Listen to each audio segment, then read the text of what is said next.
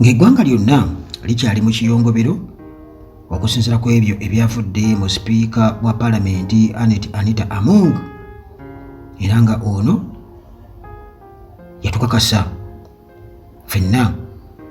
yayogera kati ng'omusezi agula essowaani nti alina backing okuva eri mukama we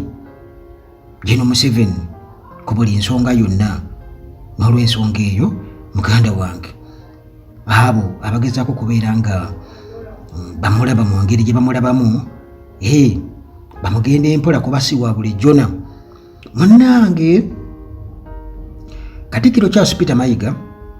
avuddeyo n'ayanukula sipiika Anita Among olw'okubeera nti munnange bw'atyo yakulembeddemu campaign era nga eno campaign ebaddewo ebbanga lyonna, naye kati mu paalamenti muganda we campaign gy'alimu yakusuula Buganda n'Abaganda mu kazambi nti abo bayitiraawo nga bw'onoogenda n'oflashinga by'omaze okubeera ng'oteeka mu toyireeti bigende mu kazambi, anti muganda wange omuntu kasita akuggyako ensimbi ate oba okyayagala ki? Kati engeri gyekiri nti munnange emmwanyi wano ez'e Uganda, Buganda ekontributinga oba erinako ebitundu 5 ku buli 100, kiba kitegeeza nti abantu bangi nnyo mu Uganda oba mu Buganda nga bo bayimiriddewo ku mmwanyi era ziyimirizaawo abantu bangi nnyo mu Buganda emmwanyi, era oyinza okwesanga nga abantu abalya ku mmwanyi oba ababeerawo ku bulimi bw'emmwanyi bawerera ddala wano mu Buganda bangi nnyo. Kale sipiika Anita Among tanavaayo kubeera nga yeetonda oba ng'ayogera ku ekyo ekyabaddewo ekyokubeera nti munnange yaddidde ensonga ey'okuwagira rationalization eya Uganda Coffee Development Authority okubeera nti nno munnange eddizibwayo mu ministry eya agriculture. Kati Anita Among yawulikidde ng'agamba nti temugezaako kukkiriza Baganda kubeera nga bafuna numbers, temutusembereza. Kale akyasirise tanabaako bwako kyayogera, bikyamusobedde ale yagamba maama lwali nalabidde okunyika ka batoni aka microphone ekiki bannange. Kale kwegamba oba oli awo anaatera okuvaayo okubaako kyayogera naye tanaba kubaako kyonna kyayogera, akyasirise bikyamusobedde. Neetonde seetonda, nkole ntya? Ettaka limmire terimmira, nkoze ntya? Naye mu nkola eya mukalukalu tajja busira era ajja kuvaayo oba ajja kwekazaasirika busirizi. Ebyo nga bikyali awo, nyongera okubajjukiza mmwe abalina endwadde ez'enjawulo, abalina abalwadde abalina endwadde pressure, sukaali, ekibumba, amawuggwe, ensigo, omutima, prostate cancer oba enlargement, muganda wange ezo zonna oba ebizibu ebyo byonna bibi nnyo, naye ng'ate era kiba kibi okutuula n'obulwadde n'osirika. Abamu baswala n'okuswala naye nga obulwadde tebuswaza. Wano ku Uganda Atalaaji osobola okujja muganda wange ku namba zaffe eza WhatsApp 173 n'endala 15 nga bw'ozirabaawo, gwe just saba namba ya musawo nze nkuwe. Omusawo ali talented, asobola okukuyamba, akozesa eddagala lyaffe erya wano n'ezzungu ate nga yasomera ddala dokita omukugu, so si nti anoga bunozi ddagala ku nsiko, nedda. Kale ajja kunnyonnyola bulungi nnyo ate ajja kujjanjaba. Alright, tuddeyo ku bakaggwa ensonyi. Omanyi General Museveni lulinga awolereza Anita Among nga abantu bamunenya okubeera nti nno asaasanya ssente z'omuwi w'omusolo ekyeyonoonero mu paalamenti. Yagamba nti abali b'ebisiyaga be bamuli obubi bakiri emabega. Kakati kati simanyi oba kuguno omulundi abali b'ebisiyaga be baaganya okuggyako omuzindaalo era oba abali b'ebisiyaga be baamuteekamu endowooza eyo mu mutima gwe ne bamugamba n'omugamba ne bamwasamya bamugamba nti yogera bwoti ne bwoti ne bwoti kugamba n'abyogera nga tabirinako control teba balina omuzimu ogwamuyingiddemu nga kibagenda otugamba awo simanyi nti balina omuzimu abali b'ebisiyaga omuzimu ogwo bwe gujja ne gukwogeza byota ebyensimattu naye era munnange nga bwe kiri nti ku mbaga tekubula musiiwuufu era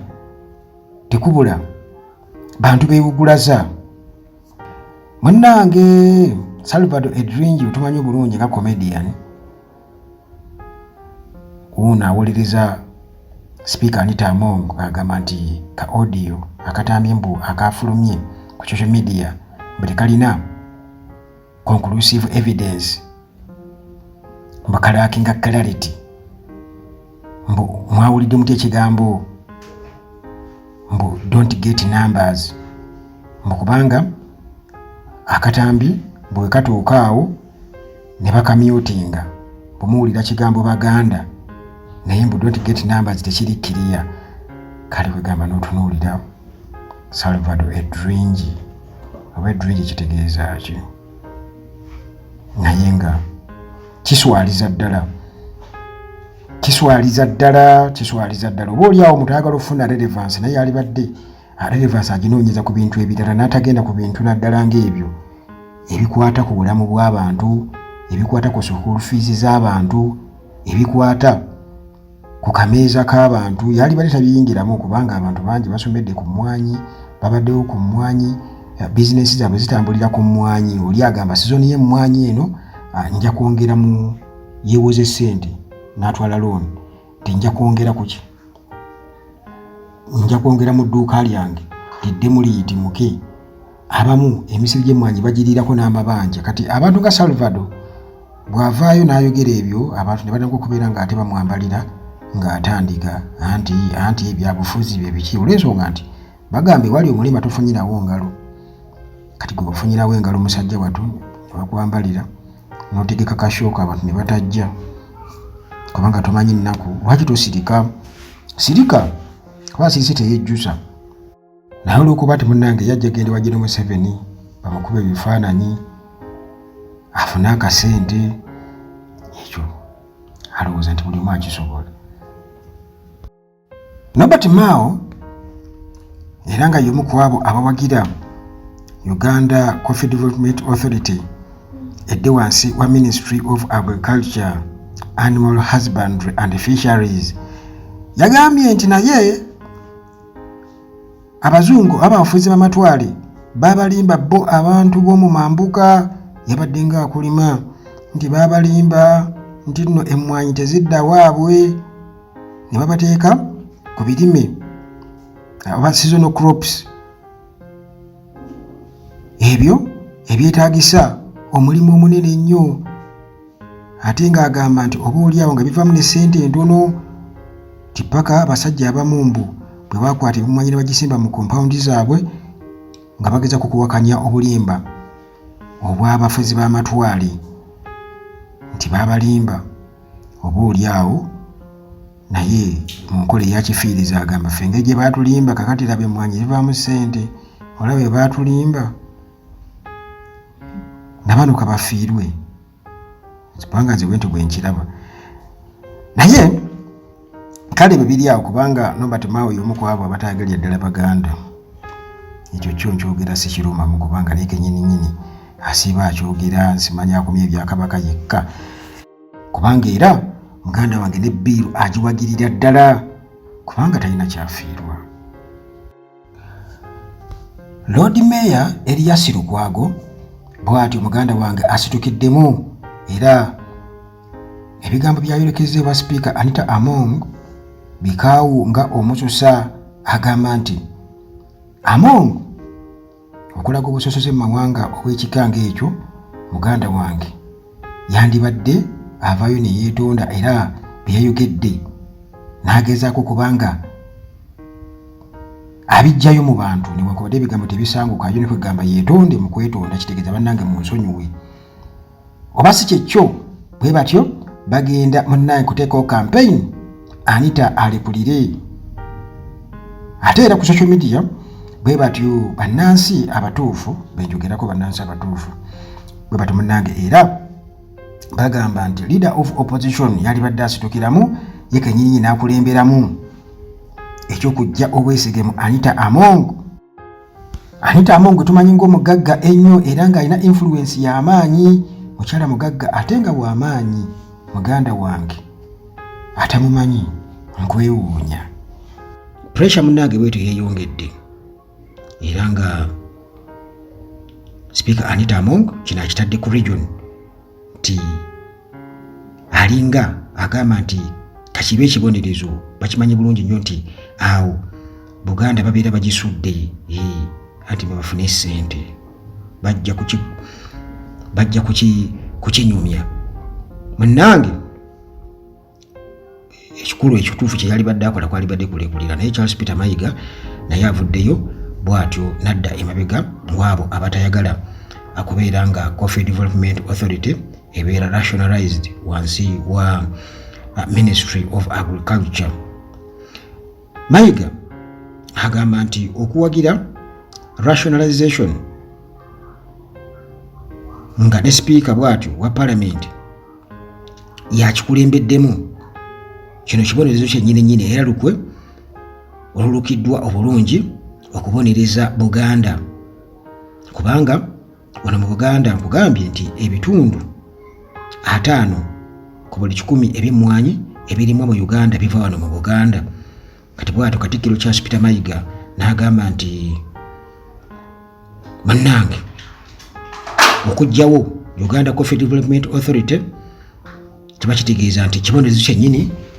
eri Buganda nga region kubanga Buganda eyimiriddewo ku mmwanyi. Kale munnange okubeera nga bajjawo Uganda Coffee Development Authority kibonerezo ekiri mu giraasi era nga kyolekezeddwa eri Abaganda. Olwo abawagira amendment bill eno kitegeeza nti bo bakirabanga obuwanguzi bwe babeera bafunye ku Baganda nti tubakubye ekigo babadde beepanka. Kati ng'omuntu yeebuuza agamba nti naye ddala wano mu Uganda oba bwe tutunuulira ensi yonna katugeze bwe tuba tugezaako okubeera nga tutunuulira ebyenfuna mu nsi yonna global biggest industries by revenue ddala ensi ezirimu emmwanyi katugeze emmwanyi nti mu bisooka 10 mweri era mu ebyo biwali badde nga agamba nti global biggest industries nga tugerageranya okusinziira ku revenue tewaliwo byankizo biyinza kubeera nga bisinga emmwanyi weebiri. Kati nga ebyobulambuzi ne weebuuza nti lwaki tebatunuulira ekyo nti Uganda kati ng'ensi erina embeera y'obudde ennungi, ettaka eddungi, omusana w'omusana kikulu nnyo naddala mu byobulambuzi. Ensi endala ziyoola omusimbi muyitirivu nnyo mu byobulambuzi. Uganda eri awo bali mu kwagala kukuba mu Buganda kigwo. Bebakulembeze be tulina oba abafuzi be tulina kuba tetulina bafuzi tetulina bakulembeze tulina bafuzi nti bo bafa kimu kusuula Buganda kugamba bamuzaala bamugamba toyagala ng'Omuganda mwana wange. Kati bw'atyo naye ali ku kimu temugezaako okukkiriza Abaganda naye erabira nti kati abo Abaganda katugeze Uganda yo nga yo bweri nti mu bunafu bwayo nga bwe nkugambye nti bali badde basoosowaza nnyo ebyobulambuzi. Tulaba wano ensi nga Rwanda kasi katono ne batunuulira nnyo ebyobulambuzi kuba ezo ssente za bwereere era zisingira ddala eziva mu mmwanyi singa babeera batunuulira ebyobulambuzi kubanga byankizo nnyo ebyobulambuzi. Ne bazimba hotels, ne bazimba enguudo, ne bateekawo security ng'eri gguluggulu. So si balambuzi kujja kubatira mu national parks nga bwe guli, so si kubeera mu threats za butujju ADF ebyobulambuzi nga babisuula. ekyo ne batakifaako weewuunye ate era ne bakkakkana nako akatono akaliwo kwegamba akatalina fraction namu mu bintu bireeta ssente nnyo mu nsi yonna nga bw'ono ogamba nti banne yensi eno ka Brazil kati yesinga okulima emmwanyi naye mu nsi yonna yesinga Brazil erima nnyo emmwanyi naye bwe tutunuulira mu nsi yonna Brazil nti ekwata kifo kya ku mwanjo nnyo naye waliwo ebintu kati nga ebyobulambuzi ate nga Uganda erina potential naye muganda wange tulabye nnyo okugezaako kuba kugezaako Joel Ssenyonyi bw'atyo yagezezaako okubeera nti akunga naddala ababaka b'oludda oluvuganya okubeera nti bawakanya bbiiru eno ereme kubeera nga munnange eyita kubanga eno oyinza okugamba nti bbiiru ey'ettima nti lino ttima lyennyini jjini naddala eri Buganda nga region kubanga emmwanyi ezisinga obungi bwe ziva kati omuntu yenna atembeeta kino kiba kitegeeza nti tayagalira ddala kulaba Buganda nga oba abantu bafuna kasente naye jjukira nkugambye nti Uganda erina ebintu bingi nnyo ebivaamu ssente oba ebyali badde bisingira ddala ssente kati ng'ebyobulambuzi singa babeera babitaddemu amaanyi bw'ogenda e Karamoja ebyobulambuzi bwe biri nawo mu Buganda ebyobulambuzi bwe biri okwetoolola Uganda kubanga omusana tugulina ate gubeerawo buli kaseera kati ekyo kya bugagga kye tusobola okubeera nga tusinziirako okubeera nti nno Uganda ng'eggwanga lifuna enkulaakulana ey'amaanyi naye weewuunye ate byo tebabifiirako ddala yadde n'akamu